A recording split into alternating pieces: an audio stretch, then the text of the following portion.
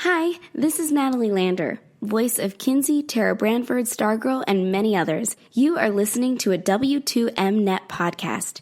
You can visit W2Mnet.com for other podcasts about entertainment, video games, sports, and wrestling. Oh. Whoops, that was from my other podcast. Never mind. That was from his OnlyFans account. You can only do so much. You can only do so much when you charge $3 a month, Jason. Come on now. Where we're going, we don't need rails. I feel like that's a throwback to a certain numbered episode, Erik. Anyway, good. You said need rails, not need railed. Okay, I understand. Good evening, afternoon, whenever you happen to be listening. Jesus. And welcome to the Kickoff, a presentation of the W2M Network online at W2Mnet.com. I am your host. My name is Harry Broadhurst. You've already heard the other two voices on this show. The first of which is the anchorman, Erik Watkins. Stay classy, W2M. I'm not gonna. And the other is the unprofessional, Jason Teasley. I'm here. I'm drunk and fuck Beck Peterson. He'll have more to say about that a little bit later on. There's a certain segment we like to do at the end of the show. You know the one. All right. So I talked about how this would be a return to a traditional episode of the Kickoff this week. We're actually going to postpone the traditional episode of the Kickoff to next week, where Studs and Duds and So That Happened to return. Unfortunately for this week, we have 7 major games to get to. The national championship game of the college football playoff, and it is a wild card weekend, which will be the title of this episode, as Super Wild Card Weekend, as it has been dubbed by the various networks. 6 first-round games for the National Football League happen over the course of Saturday and Sunday. We start collegiately, as we traditionally do, and we start with the national championship game as the number 3 ranked Ohio State Buckeyes take on the overall number 1 seed Alabama Crimson Tide. The number is 8. The over-under is 75. Which, as a bit of a squid bit, for the BCS and college football playoff era, that number, if it stays, would set a record. The previous total, it was 74 and a half. The question of Gatorade color is also in doubt. Just because I needed 3 for college football. Unless you guys want to do the player of the game, because we could do that as well. It really doesn't matter. Well, I thought Ohio State was like the 11th or 12th. No, they were 11th according to Dabo Swinney. That's what I thought. And I hate Ohio State, but yeah, why are we giving them credit? All right, let's just go ahead and get into our predictions here. I guess we'll go with our player of the game as well instead of Gatorade color, just because we need a third thing to pick in order to keep this thing symmetrical on my lists. Not to mention the fact that there's only a few different choices of Gatorade colors if you really think about it. Clear, orange, or lime. Can I get away with saying it's no grape drink, Erik, or would that be more Jason's turf? I'm more familiar with Jason, but you get a pass. What is it? Very well. I didn't do it. All right, let's get to it here. Jason, Alabama -8, over under 75. Who, how many, and who? Who's the MVP of the game? As I picked, my wife's been stupid. As I picked on my wonderful FanDuel Sportsbook app, I took Alabama minus the 8 And I did take the under. Now, my player of the game, I mean, this is, I'm going to go with the obvious Smith being player of the game. I mean, coming off his Heisman win, I think all eyes are on him. So I'm going to take the low hanging fruit. So Alabama covers under 75, and Devonta Smith is your pick. Correct. Even though Stedman Bailey, his senior year, didn't even win the Blitnikoff Award and had better stat lines than him, and he won the Heisman.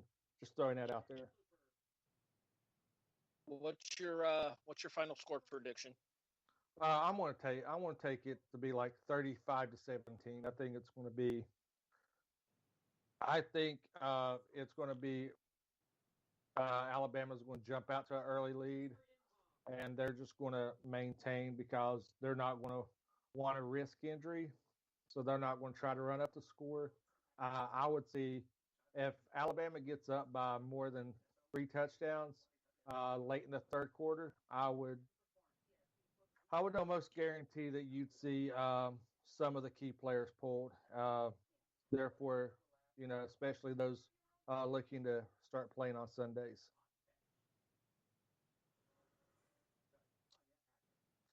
All right, Eric. I need a winner. I need a spread prediction. I need giggity. I need an over/under, an MVP, and a final score. All right. My winner, Alabama. They will be the second consecutive number one overall seed to take the title in the CFP era. I do agree with Jason as well that they do cover.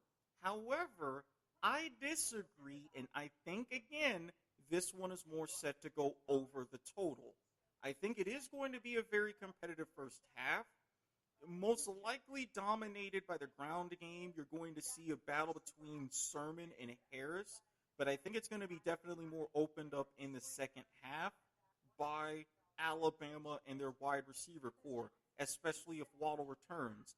I do believe because with the Waddle being set to play, as it stands right now, for a quarterback to miss out on the Heisman, he's going to go ahead and spread the wealth and show his true awesomeness, and my player of the game is going to be Mac Jones. Final score,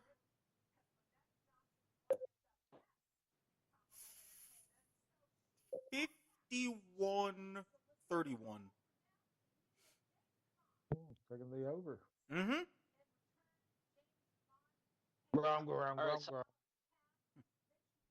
I'm going to make it 3 for 3 in terms of taking Alabama here. And a lot of this has to do with, honestly, I just don't think Ohio State has the firepower to stay with Alabama for the entirety of this game. Then again, I didn't think Ohio State had the firepower to stay with Clemson for the entirety of that game either. And here we are. Mm-hmm. I think it's an under. National championship games tend to be a little bit more on the defensive side. And I don't think that 75 is a realistic number. I do think it's a little bit closer than everybody thinks it's going to be, though. So I'm going to go with, I'll take the Tide 34-24. All righty. And since Erik took my player of the game, bastard, I'll take Najee Harris. Fair enough. I'll go with the running back personally. All right, so if you guys enjoyed the way that we just predicted the national championship game, make sure you guys check out the Super Bowl preview episode of the Kickoff a little bit later on in the season, as the return of the Super Bowl Super Parlay comes back to the Kickoff for the third year in a row, and we have a huge 20-bet parlay to which we see who of us can hit the most of the options on the parlay. Last year's winner of that, the cheater on his cell phone right now. Yeah, I was gonna say spoiler alert. It wasn't me. I'm not a cheater. I just know what I'm doing. I mean, I'm just that good. I mean, look, just because you have a combination of alcohol and graham or animal crackers, Ginger Thomas. I mean, I could go for animal crackers right now. I'm not going to lie. I just had myself some of my 2-layer cake that I made before, so I'm good. That being said, for as good as Jason is at our Super Bowl parlay, when it comes to the regular season, well, all hail the king. Thank you very much. All I'm going to say is, I got to give you guys some kind of motivation to keep coming back every year. Hey now, I happen to be very consistent. I am just as bad in the regular season as I am in the playoffs, as I am in the Super Bowl parlay. That should tell you something. And There is speaking of Super Bowls, There is something to we be have something consistent. coming up. We have an anniversary coming up here soon. Oh, Wait, well, hold on. He talked, I talked. I didn't understand what he said. Try that again, Jason. I said, speaking of Super Bowls, we have an anniversary coming up soon. Wasn't it the Super Bowl preview episode of season 1 that you joined? Yes, it was. And when I become a current fixture on this podcast, and Ginger Damas was released upon the W2M world, and he is slowly moving up the ranks and slowly taking over one animal cracker at a time. Erik, hang in there. We'll be right back. Hopefully, we don't have to give out a certain 1-800 number at the end. Okay, so for some, to put a little bit of story behind that, there was a preface was the word I was looking for behind that joke that Erik made there. We have the W2M group chat for sports relations, and Jason posted a picture of his playoff parlay that he made, and we'll talk playoffs here in a few seconds. Playoffs? We're talking playoffs? Never gets old. And I proceeded to post the number for Gamblers Anonymous. All right, so it is a Super Six, as it were, but not the Super Six that Fox is doing, where they try to give away a bunch of Terry Bradshaw's money. Could they give away one of his daughters instead? Okay, could I take that instead of maybe $100,000, like one of his daughters, and $10,000? I'd be good. I would just like to marry. I would marry into the family and just be the heir to his fortune. Here's the problem, though, Jason. Then you'd have to root for the Steelers. No, I wouldn't. Can you live in a world where you have to be a Pittsburgh fan? I don't know that you can. And why would I have to be a Pittsburgh fan? Now hold on a minute. Bigger question, and this is the reason why I say you'd have to still throw in a bit of money my way. Even if you're not a Steelers fan, could you handle being on reality television? Would I be allowed on reality television? Touche. That's the better question around these parts. The answer, of course, to that is no. Jason Teasley, too real for reality TV. Oh my God, there's your new nickname. Too real for reality. Ladies and gentlemen, anyway, you couldn't get this kind of organic material anywhere else except for the Kickoff. Oh, you said organic. I thought you meant orgasmic. No, that's saved for point of viewer. Remember, different show. And if somebody who didn't have to work so much, also Black Irish. Hey, I'm free if you ever wanted to do point of viewer on a regular basis. And somebody's schedule changes in 2 weeks. This is true. He does have more time off. Excellent. You didn't do the Burns fingers, though. Never mind. Oh, Mr. Visual representation on an audio podcast. God damn it, Jason. And first of all, it's air quotes on an audio podcast. Get my quote correct, sir. All right, like I said, it is a wild card weekend here, as there are 6 different games to predict. And the most fucked team of all of them is the 10-6 Miami Dolphins, who do not make the playoffs, even though the 6-10 Washington football team, or 7-9 Washington football team, sorry, and the 8-8 Chicago Bears do. Real quick, before we make predictions, Erik, do you think we'll ever see a situation where we go to a overall top team playoff rather than separated by conference? No. While that idea has been bandied about for the NBA, I don't see the NFL ever doing it. They don't want to get into a situation like the old Arena Football League did in the early 2000s.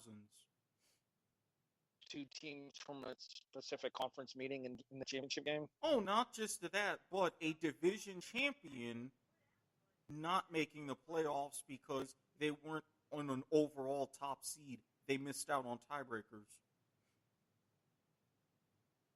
Frankly, if you don't win enough games, you don't deserve to be in. But they were 9-7.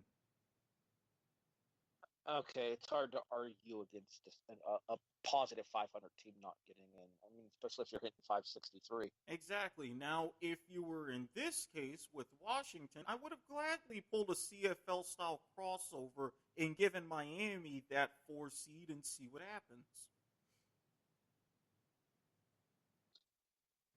We'll talk more about Washington a little bit later on in the show. First, we'll predict their game, and then I'm sure that stuff from Sunday night's going to come to the surface a little bit later on. For now, let's focus on the games in question for this particular weekend. Erik, how did I know that as soon as the playoff pairings were announced that they were going to stick Buffalo in the early Saturday slot? Well, given matchups and ratings and the fact that now you have to cover games on Amazon Prime Video and Peacock and Nickelodeon, a whole matter of exposure type situation. But at least you're getting a national game, though. We are a national broadcast as at 1:05 p.m. Eastern. That's 11:05 a.m. out on the left coast. 10:05. The 3 hours, sir. Yeah, 1:05 p.m. to 10:05 a.m. 11:05 if you're in the Rockies. Or you want to be on the West Coast, but you're really not. Like a certain person who may be returning. I'm trying to get him to come back for the Super Bowl show for sure, just because I think he would have fun with the parlay. Not to mention, I would go easy on him on his show, the R&R Sports Report, which you can listen to Tuesday nights from 9 to 11 Eastern, and that way I harass him less about 5-pin bowling. Note, I said harass him less. But still harass him. KLCZ.com. We miss you, Randy. Keep your head up, brother. All right, moving on. It is a 1:05 p.m. Eastern start in Bill's Stadium, formerly Ralph Wilson Stadium, formerly, what was the name of the bank that just folded that we took the name off of the stadium? Oh, shit. Trying to remember the name of the corporate sponsor last year, and I don't remember it. No, I think Sitco. Well, Erik looks that up because it looks like he's heading to the Google. The Indianapolis Colts, the number 7 seed in the AFC, and New Era Field was the former name New of Era it. Field, that was it. New Era Bakery. The Indianapolis Colts. Will you quit talking over me? Jesus. You gotta remember, he's the drunk one this time. It's different rules. Phillip Rivers in the 11-5 Indianapolis Colts come to face Josh Allen and the 13-3 AFC East champion. Very funny, Jason. Buffalo Bills. The line is 6.5. Do I even need to tell you what my pick for this game is? Do I really? Do I have to? I mean, you're taking the Colts and the points, right? Obviously, I'm taking Indianapolis, of course, because Buffalo can't beat the fucking AFC. No, obviously, I'm taking my Bills. Am I nervous facing a team from the AFC South again? Yes, because the last why two would you be? So well. Why would you be nervous? I mean, it was only 10-3 and then 22-19. I mean, third time's a charm, right? You enjoy that number 1 overall pick, Erik. And Trevor Lawrence, welcome to Jacksonville. You'll love it here. Oh, not so fast, Mr. Watkins. We'll talk about that later, Jason. Let's get through the picks first. I'm obviously taking Buffalo, and I think the Bills cover. I think that I don't even think it's arguable. Buffalo's probably playing the best football in the National Football League right now. Bills hung 56 on the best scoring defense in the NFL in Miami in Week 17 when we really didn't need to, but we did anyway, and that was with pulling most of the major starters at halftime. There were two things that have me slightly worried about the Bills in this game. One, Cole Beasley did not play last week because he got injured at the tail end of the game against Denver. Two, Stephon Diggs got a little dinged up in the game against Miami. Hopefully both are full goes, although I do know that Diggs did not practice yesterday. But again, we're talking about practice. I mean, you figure that with a game with this sort of a magnitude, they were going to go easy in practice anyways, so I am not terribly worried. My whole situation is, if it was not for the Hail Murray, the Buffalo Bills would be coming into the playoffs on a 10-game winning streak. I mean, this is a team that everybody talks about the cliche, oh, you're peaking at the right time. Your Bills are really peaking at the right time. And even though, yes, it is the AFC South, even though, yes, it is Phillip Rivers, it's still Phillip Rivers. I'm confident that the Bills will win and cover. The only thing that concerns me is, have we peaked too soon? Because 56 points is a lot. Well, I mean, hey, it's not every day you get Matt Barkley throwing a couple of touchdown passes. Not to mention you have somewhat of a undersung hero in Isaiah McKenzie. Isaiah McKenzie scored 3 times, and then Gabriel Davis had 2 catches in the second half for 103 yards. Bam. He had a 100-yard day on 2 receptions. Pretty impressive. All right, Jason, are you going to break my heart? I am. I mean, I think Buffalo's going to win, but I think Indy is going to keep it close and be within, and they'll cover points wise. I definitely think Buffalo's going to win the game, but I'm going to take the Indy in the points. All right, I can respect that. I mean, it's going to have me basically turning. You've seen my parlay pick. You know I'm taking the Bills. Asshole. At least it's not me betting on a whole bunch of stuff. I find that I'm better on futures bets. Yeah, you stay the fuck away from this game, Erik. Yes, that's fine. I will hashtag bet on Bovada some other time. However, I do have a couple very long-term bets that should be cashing in this year, thankfully. Thank you, Twitter. 4:40 p.m. Eastern, 1:40 p.m. West Coast. There you go. Yeah, I couldn't math earlier. I only went back 2 hours instead of 3. That was on me. That's why I'm here. In a weird afternoon game for the West Coast franchises, for a West Coast franchise, especially given the fact that when you compare the game that got the Saturday Night Football spot, this is clearly the better of the two matches. It is the 10-6 Los Angeles Rams with Jared Goff returning, going to Lumen Field in Seattle, Washington to take on the NFC West champion Seattle Seahawks. The number is 3.5, Erik.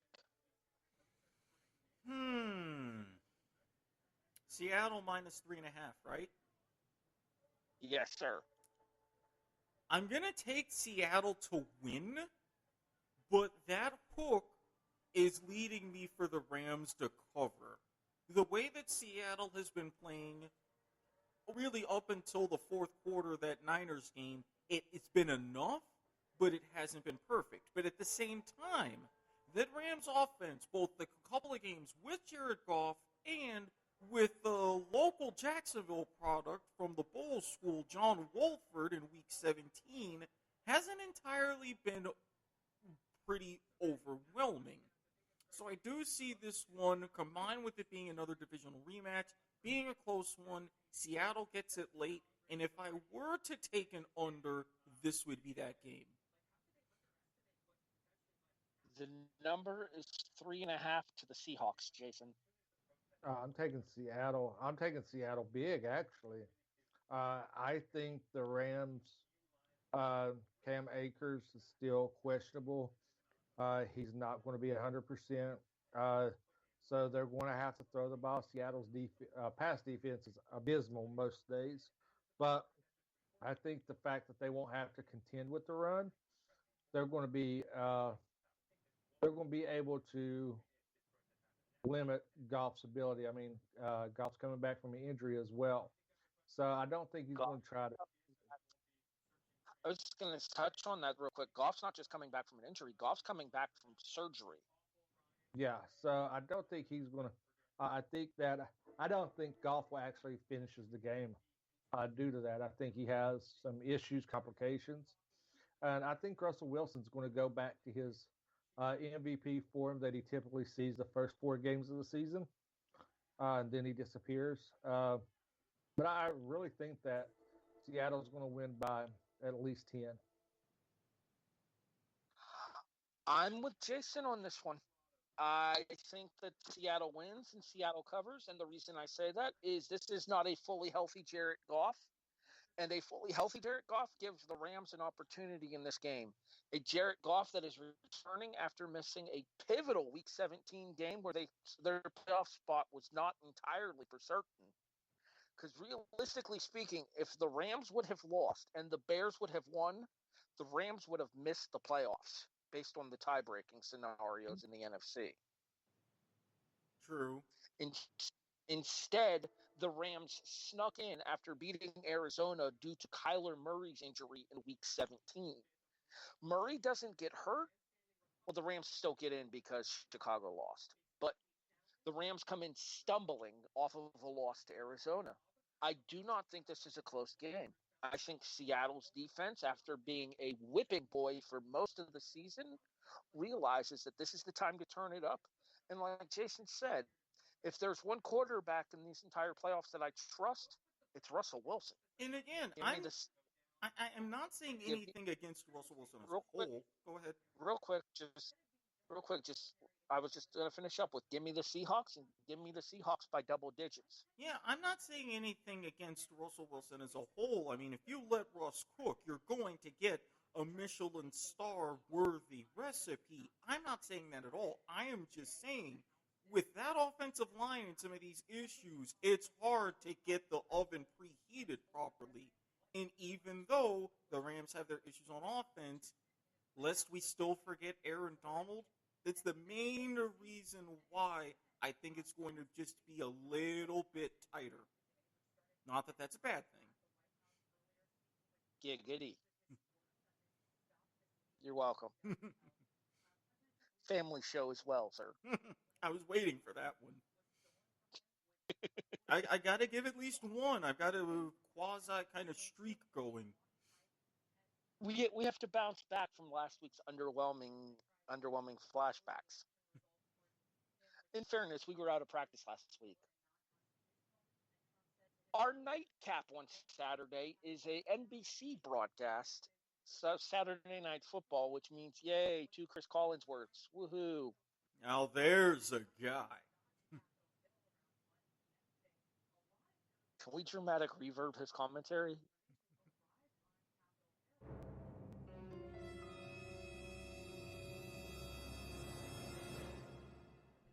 Feels like you're watching an episode of the goddamn Twilight Zone listening to him.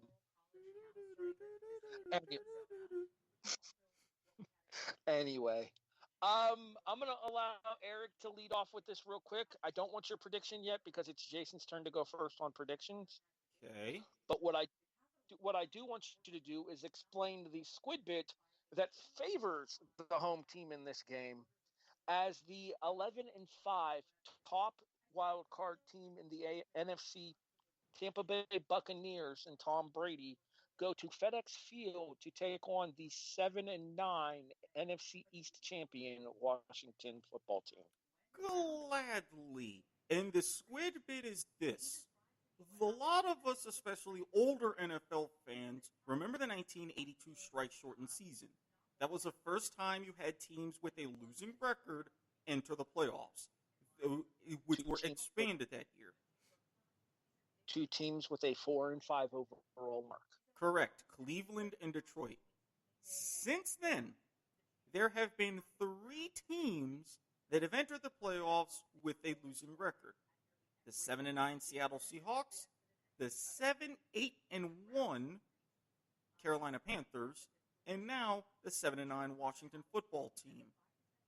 Both the Seahawks and Panthers won wild card weekend at home. Jason, FedEx Field sees Tampa Bay as 8-point favorites on the road against Washington. I think it's going to be a murder. I don't see this game even being close. I see this game being close at the end of the first quarter and then it just being ridiculous, especially, I mean, I'm not the biggest Tom Brady fan, nor the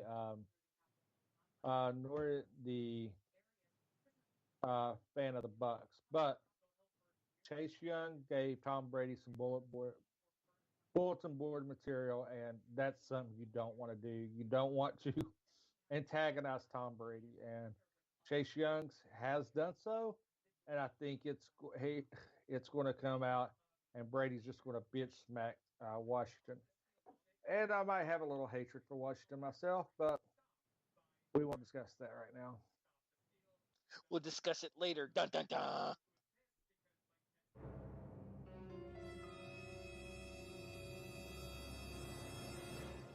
Dramatic reverb. I think this game's going to be closer than people think it's going to be. And the reason I say that is I think Tampa Bay is going to underestimate Washington and specifically Alex Smith. I think that Alex Smith has been playing like a man possessed this season when he's been available to be in. And Alex Smith has all the motivation that he needs sitting at home in his trophy closet right now with his former knee brace that is now shaped to look like the Lombardi Trophy. Is this Washington team good enough to beat Tampa Bay? No, I don't think so. But I do think Washington covers 8.5. I would say the Buccaneers advance. And by the way, Eric, where are my Buccaneers? Under your bucking hat. Yeah. But Washington covers. Personally, I'm with Jason on this one. Number one, you've got Tom Brady motivated with extra motivation, not just from Chase Young, but the fact that the Patriots are out of the playoffs. And he is trying to win a ring without them to show he was the better man in that situation. You've got the clown himself, Antonio Brown, who actually, for the first time in God knows how long, has been able to get through an entire season not only being good, but without any off-field issues.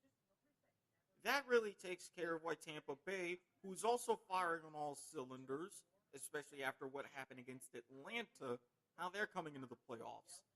And on the side of Washington, yes, you have Alex Smith. Yes, he's been very capable. Yes, he's back to mostly his old self. But if you've got a coach in Ron Rivera saying that he's mulling rotating quarterbacks between Smith and Taylor Heineke, who, unless you watch a lot of NFL preseason games like me, you wouldn't have even known who he was before this past Sunday, I really think that's going to be a bit of an issue. I think Chase Young is going to be held in check for the most part. It wouldn't surprise me to see him get a half a sack early on. But with this situation, I really do see the Bucs winning, going away, covering heavily, and you may want to go ahead and find alternate viewing plans for the second half. Can I throw an idea at you, Erik, when you mentioned the rotating quarterback thing? Mm-hmm. Do you think that might potentially be a mind game from Ron Rivera in order to get Tampa Bay to have to prepare for two quarterbacks while secretly only planning to play Alex Smith? No. I mean, he really saw what he got from Heineke after Dwayne Haskins was benched and then subsequently ceremoniously released. And I think especially with the latest injuries that Alex Smith has had to deal with during the back half of the season, that's something in mind to kind of protect him. So while this would be a perfect riverboat gambling maneuver mentally, I really think this is a legitimate consideration in his head. I'm just throwing it out there that Rivera might be floating this to fuck with Tampa Bay. Is it possible? Yes. But given the totality of Washington, I will say this much as well. At least Washington doesn't have to worry about possibly going to Dwayne Haskins in any situation. This is also very true. Very, very true. I don't like the guy. Jason knows who I'm referring to here. But when it comes to this particular quote, he is 100% accurate. Dwayne Haskins, thank you, fuck you, bye. Well, hey, he doesn't have to worry about picking up any more fines for going places now, does he? Maybe Jameis can show him how to steal crap.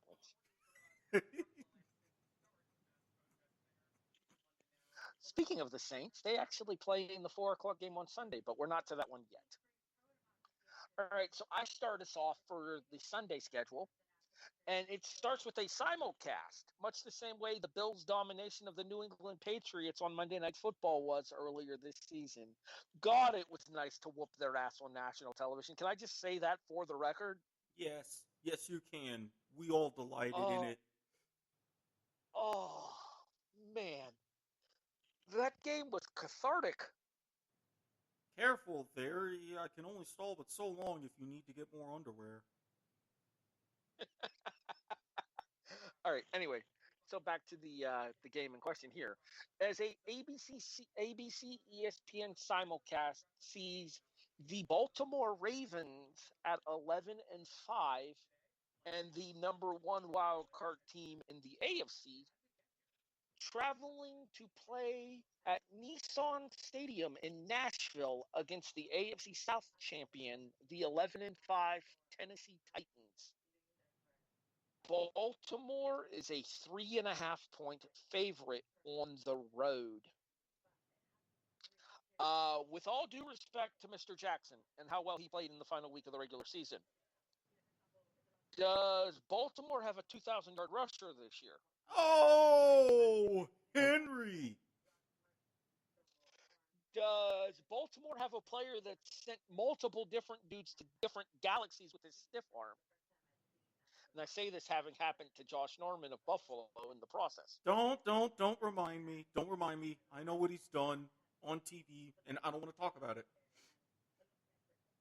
You're going to give me 3.5 points as well? I'm taking Tennessee to not only cover, but to win. And Derrick Henry goes off against Baltimore once again. 2020's postseason repeats itself. Tennessee knocks Baltimore out of the playoffs. This is just a bad draw for the Ravens in round one. Erik? See, I'm going to disagree with you there. Because while you have King Henry on one side, you have Mr. Cramp himself coming out of the locker room like Willis Reed to start Game 7 in the 1970 NBA Finals. Man, he didn't. The only cramps he had was he had to shit. I was going to say, I heard that he had to poop.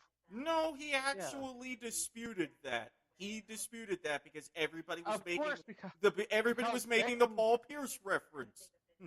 Because, of course, he's going to reject it because fucking OBJ was blowing up his DMs about it. What a shitty situation. Go ahead, Erik. Continue. Oh, God, we flushed this segment down the toilet, but I digress. They'll go for 2. We can't flush it without taking a photo first. That's OBJ rules. All right, continue, Watkins. Yeah, but for something like this, I think this revenge situation is just perfect. Knowing that, as I talked about how hot the Bills were, I think the Ravens are in a fairly comfortable second as far as how they've played on the back half of the season. Do I think Derrick Henry will have a good day? I absolutely do. But I think the Ravens are going to be able to counter that with their own rushing offense. Medium scoring, but I do take Baltimore winning and covering.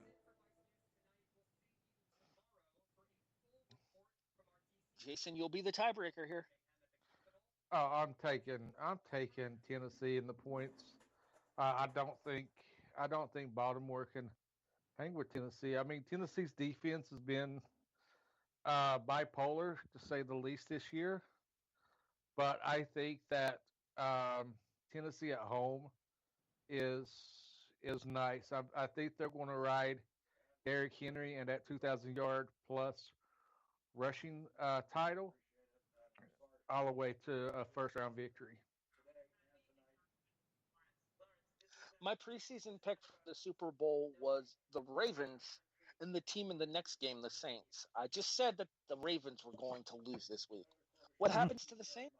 Let's talk about it. It is a CBS broadcast and Nickelodeon as well, if you're into slime with your touchdowns. I'm not. I prefer the slime left for my porn. Never mind. Family show. Go ahead. Oh, dear God. It feels weird me saying it. I knew one of you was going to, and I hoped it was going to be you, Erik. I'm not going to lie. Man, no wonder. I see how you feel now. It's all weird. We go to the Mercedes-Benz Superdome.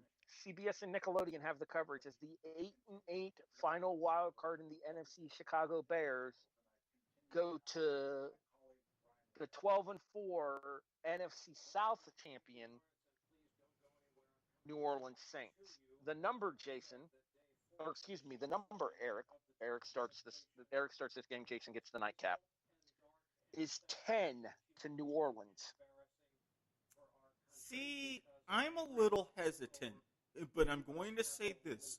What is my recently standing nickname for Mitch Trubisky? Mazda Miata Mitch Trubisky. Correct. And how long do Mazda Miatas typically last? Couple of years. Okay, so we've had Mitch for a couple of years, right?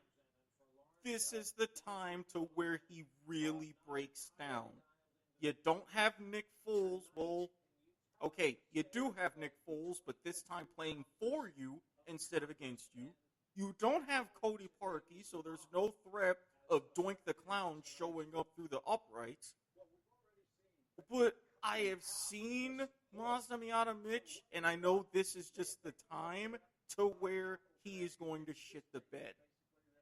When the number came out first at 8.5, I would have easily bet the Saints. Now at 10, I'm a little less comfortable, especially given Khalil Mack and that Bears defense, but I'm going to do it anyway. I think New Orleans defense scores in this one. Give me the Saints and the points.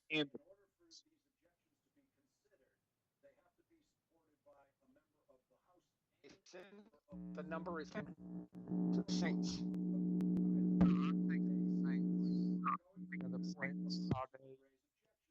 I don't think the Bears stand a chance. I think this is going to be a cakewalk for New Orleans. Hold on 1 second, guys. My headphones just kind of shit out on me. Erik, can you do? Apologies for that. I know there was a little bit of a delay there from when you guys were listening to what Jason just said with his prediction and my prediction. So, Erik, you're taking New Orleans to cover, but barely, right? Yes. Don't if it stays 10, don't be shocked if it ends up a push. Jason, you're saying New Orleans has no problems. Correct. I think it's going to be more than the line. I have a friend of mine who listens to this show who is a Chicago Bears fan. And I have some very friendly advice for her come Sunday. Call me? No. I thought it was Don't friendly advice. Don't watch this game. I'm with Jason on this one. I think that, especially now that the rumors are circulating that this is it for Breeze, the Saints are out to make a statement on Sunday, and they make it at the expense of Chicago. I would not be surprised at all to see this be double the line. Oof. I'm saying New Orleans 35-14. The only thing that I see that would be in Chicago's favor is if the rumors of Kamara not playing are true. That's what I've heard as well, as a punitive measure, thanks to certain COVID protocols and certain Instagram pictures taken a day after a certain record time performance. I'm catching an echo. Is anybody else catching that? No. All right, let me try this now. All right. Am I good? Yes. Yeah. All right, I think we're good now. The main event for Sunday is yet another divisional battle. We had one on Saturday, one on Sunday. The Sunday one is the 8:15 p.m. Sunday Night Football for Wild Card Weekend, as Heinz Field hosts the 11-5 number 6 seed Cleveland Browns, words I never thought I would say in 2021, against the 12-4 AFC North champion Pittsburgh Steelers. The number in this game, Jason, is Pittsburgh -6. I'm taking Pittsburgh. Unfortunately, I'm going to take Pittsburgh in this one. I think that, you're hearing it about Breeze. I'm thinking Big Ben might be on one of his last hurrahs, and no better way to beat Cleveland and advance in the playoffs than this. They better hope he's not leaving after the season, because that means Mason Rudolph is the starter in Pittsburgh, and ain't nobody got time for that. Oh, no. That just means that Myles Garrett will be able to prepare for another season of playing whack-a-mole. Fun fact, he signed a contract in the offseason that would allow him to do that to Mason Rudolph 4,731 more times. And still have Buddy left over, which is fucking hilarious. So, I mean, just one more time, and then you have a nice round number. I think it's going to be a closer game than the first game. Honestly, I think it's going to mirror the second game, the one that they just played this past Sunday. I think it works to Cleveland's disadvantage that they just played this past Sunday as well, with Cleveland needing to win to get in, because Cleveland had to leave nothing in the tank, whereas Pittsburgh didn't play Ben Roethlisberger, and most of their other starters played on a limited schedule. I think Pittsburgh wins. I think they cover, but they don't cover by a large number. I'm honestly saying that 6 might be right on the line, if not a point too low. Go ahead. Give me Pittsburgh 24-17. Give me the Steelers. Give me the points. And I'm with Jason. This is one to where they're going away. The Browns are going to be down a couple of players. The Browns are down Kevin Stefanski as he's out because of a COVID. I've heard that there's talk that they might try to arrange a coaching situation for him in the stadium, away from the players. So what? This is going to be a Liberty situation? Hugh Freeze up in the box in a damn dentist chair? Yeah, hell no. Liberty, liberty, liberty, be Coastal Carolina. I'm still mad at you for taking that game, Jason. You knew I wanted it. It's okay. Look, at least you weren't shaking with anticipation in that game, unlike other people. But that's beside the point. Oh, Jesus. Oh, come on, you were thinking it too. Hashtag Oh. twinsies. Ah! The views and opinions of Erik Watkins do not necessarily reflect those of us here at the W2M Network. And I can't. Well, no, I can't because you're like the editor for the site. So what the hell do I know? Fuck it. All right, so all three of us are taking Pittsburgh. So Sunday we only have the Baltimore-Tennessee game that we disagree on. Saturday we have two different games that we have different potential outcomes for, because you have the Rams covering and then I have Washington covering. Mm-hmm. Jason's basically Mr. Status Quo for this entire broadcast. He agrees with at least one of us on every game. And, So well, he's the only one of us with an actual parlay for now. So, there's that. Did you bet all 6 or just the 5? Because I thought you stayed away from the Saints-Bears game. It's a good question.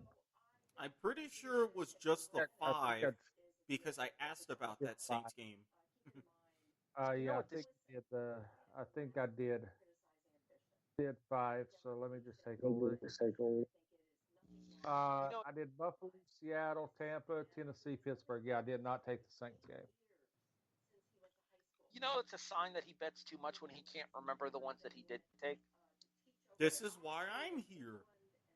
Although, also, to be fair, I was going to say, to be fair, he's also been drinking most of this podcast. And for reference, Jason, we're only at 52 minutes, not 3 hours like last time. You know, it is kind of ironic. You did mention that you wanted to get tonight's show done in 75 minutes, and we're not even going to hit that tonight. I know. See what happens when we cut Randy out. Look at us being all succinct and shit, Erik. I know it's weird for us, but it leaves more time for other things and planning, and for me to be on Snapchat, and for me to convince you to be on Snapchat. Everything is copacetic. Although, you know what we do have to worry about come Sunday, Erik? Crabs? No, that's a daily worry for Watkins. Hey, there's all kinds of treatments and tests for that. Thank you very much. Yeah, he gets them drunk. It's rubbing alcohol and sand. They get drunk and throw rocks at each other. I mean, he's not entirely wrong. Game Show Sunday starts this Sunday. Jason, you're welcome to join us if you want to. I'm well aware. I've already got Name That Tune recorded. But I'm going to warn you. You may hate me because I did watch the sneak preview of The Hustler. You're going to love that show. You think so? Mm-hmm. I'll add it to my watch list on Hulu, but I can't promise that I'm going to watch it. Specifically, though, me and Erik are planning on watching The Chase, which is basically All-Star Jeopardy turned up to the beast mode. See what I did there? Clever. I see what you did there. It's the 3 guys from All-Star Jeopardy taking over for the beast as The Chase goes from GSN to ABC for a run, which I'm looking forward to. I like Ken Jennings. I like Brad Rutter. I'm a huge fan of James Holzhauer. We've talked about him on the show several times before, especially given the fact that we give betting advice on this show, and he's known as a Vegas gambler. Not to mention his chaser name is the High Roller. It just fits perfectly. So that's one of the ones that we've been talking about ever since it was announced that it was coming to network TV. I was surprised to see them reboot Name That Tune, so I'm really looking forward to checking that out as well. Like I said, Jason, you're more than welcome to watch along with us. I'll probably be drunk. That'll make it funnier. Erik, you could say life is like a game show almost. We're just trying to be, scheduling and whatnot. Hey, that could be our debut. Message me once we get done. Will do. All right, let's get to this. You have been listening to The Kickoff, a presentation of the W2M Network, online at W2MNet.com. In addition, you can find us on all of your favorite... Wait, I got to stop myself right here because we didn't do our social media plugs, and we do those first because of the fact that DOTW is going to be extra salty this week. Jason, where can people find you online? Find me over on Twitter at W2M Chairman. I'm usually on there giving out fantasy football advice, talking shit to people in fantasy football, like J.K. Dobbins, and how I hope he gets syphilis, or just shooting the shit with some people in my DMs about just the games and stuff going on. For the record, I think syphilis comes more from the Alvin Kamara crowd. Also, you can find me at your local church organization, admitting my transgressions in gambling and or drinking, and there's that. So this means we have 3 800 numbers that we have to worry about now. Fantastic. Actually, after this week, the beers I have ingested were well deserved, and have made me feel a lot better about life. You're about to feel a lot worse about it. Don't worry. We'll get to that in a few seconds. Erik, where can people find you online? As usual, you can find me at Squid Sports Head on Twitter. Not a whole lot that's really worthy about live tweeting, but you'll know with me, especially my weird hours, that is always subject to change, especially now that the AFL is ramping up into their preseason. Stay tuned for that. If you're looking to talk about a few other things or ask for different advice, you can also find me on Facebook. Look under Erik Watkins. You know the drill. Guy, wine, recliner, what have you. And if you're looking for something a little extra special, find me on Twitter, slide in my DMs, undergo through the proper vetting process, and you will gain access to my Twitter, dark Twitter, Snapchat, WhatsApp, Kick, and all those other particular things that I may also incorporate to try to get Harry involved with. And as always, this blog brought to you by the fine folks at Rick's TNT LLC. Commercial and website coming soon. Notary public services available in the state of Florida. Yes, commercial eventually coming. As far as the website goes, that's on you, Watkins. I have nothing to do with that. All right. At HCB the Eagle, pretty much everywhere that it matters online. Facebook, Instagram, Twitter, Yahoo. Remember, though, hate mail goes to s.garmer@gmail.com. Yeah, fuck the one thing that stays consistent through... Oh, we'll talk about him in a few moments, I assure you. Care to guess where that's going, Erik? Segway! In addition, if you're into wrestling, you guys can check out my thoughts and my ratings on Grapple. I do need to go back and put in my ratings for TLC. I think I forgot to do that, so I do need to go put my ratings in for TLC. And I got some fun news on tonight's episode of NXT, Jason. What's that? Birthday Takeover.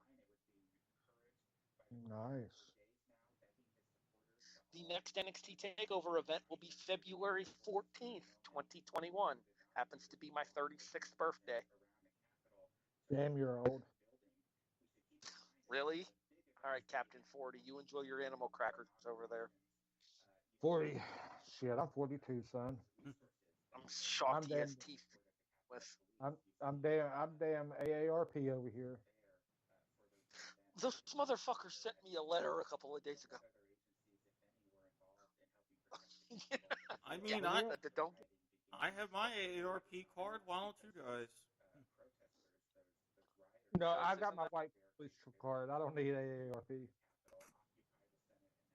Isn't AARP for people like 60 and over? Not entirely. You can add family members onto memberships. And it's 50. So you're on Mama Watkins' AARP card then? Bingo! Ironically enough, he also backs for AAA too. You were just a mooch, Watkins. Jeez. Hey now, I pay for my share for the AAA every year like clockwork. Thank you very much. Or it could be a Christmas gift too. Speaking of Christmas gifts, pay. We'll talk about that off here. I pay for my subscription to AA. He just doesn't go. Yeah, I was always told quitters never win. You have been listening to the Kickoff, a presentation of the W2M Network. I have no better response to that than this. I do. It's chips that he can't gamble with.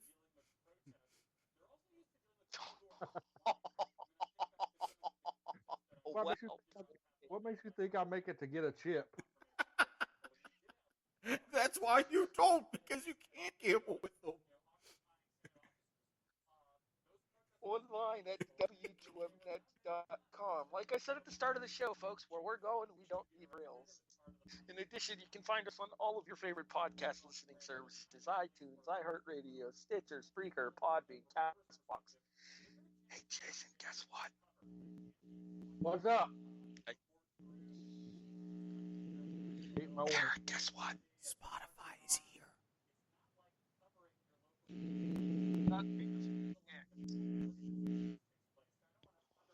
Currently a Dick Spectrum.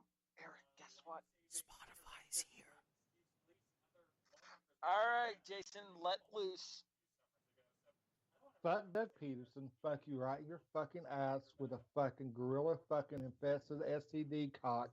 You cock-sucking son of a bitch for taking the fucking game against the goddamn fucking football teams to prevent the Giants from fucking getting into the goddamn playoffs. You cock-sucking son of a bitch. Listen to hear you flooring 5 and 3 and 7er. I'm really disappointed that none of you got the George Carlin reference there.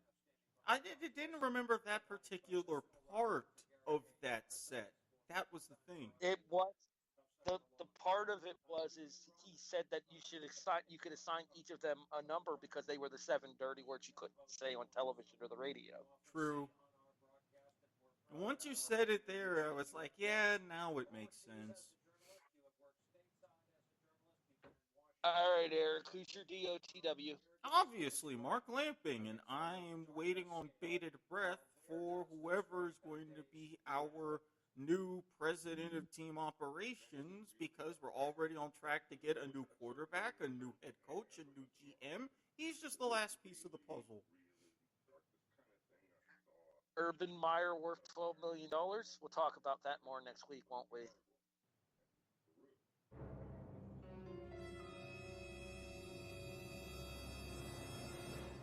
Maybe. That in the business is what we call a deep tease. A dick tease? What? Deep. D-E-E-P. I mean, you get there with your penis. Never mind. You wouldn't know. Family show, Harry. What the hell am I? Is this Bizarro World? Jesus. My DOTW was Sean Garmer. Would you like to know why? Would you like to know why, Jason? That relates to your team. Yeah, lay it on me. This motherfucker doesn't say one goddamn word for most of the season. Congratulates you on winning the game on Sunday, which is respectable of him, commendable even. And then has the unmitigated goal to applaud and meme the disrespectful actions of Doug Peterson and the Philadelphia Eagle organization on Sunday night. Did you not see the memes that he posted in the kickoff chat? No, I had one.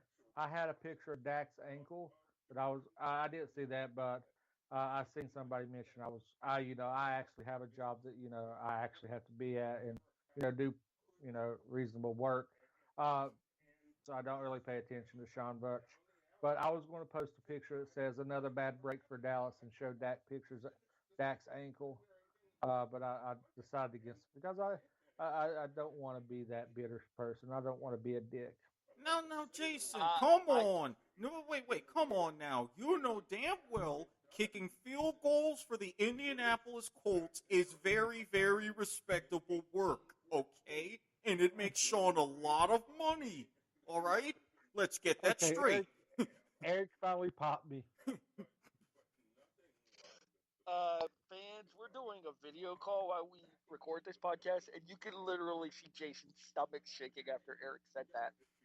I'm laughing. Wow. If it makes you feel any better, Jason, I did fire back on your behalf. I appreciate it. I posted a meme that said Jason Garrett still keeping the Cowboys out of the playoffs all these years later. Well, I hope that he. Let's put that this way: the Buffalo Bills can exact their revenge on him this week. And to think, he won't even be a divisional problem anymore if he gets the Chargers job. No, Sean kicks for the Colts. The Colts play the Bills. The Bills can annihilate him this week. That's also true. Okay. Actually, you know who I heard the favorite in the Chargers job is? What's Even that? though I don't want him to be. Who? I've heard the favorite for the Chargers job is Brian Dable. Well, I guess the Chargers realize that they don't have the right outlets for the clappers to work out west. Too many electricity issues. Jason's done. And so are we. Thank you for listening to the Kickoff, a presentation of the W2M Network.